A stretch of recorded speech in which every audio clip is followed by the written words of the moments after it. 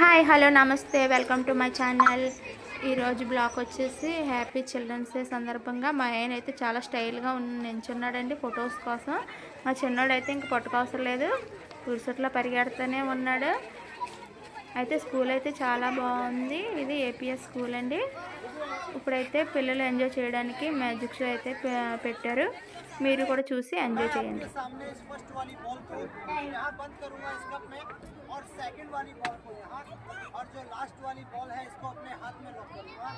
1 ball 2 ball and 3 ball, तीनों balls अलग अलग हैं। जाओ आपको बुलाया ये वाली बॉल गई और यहाँ पर 2 बॉल्स बातें कर रही और आप देखना ये वाली जो बॉल है वो नाराज है।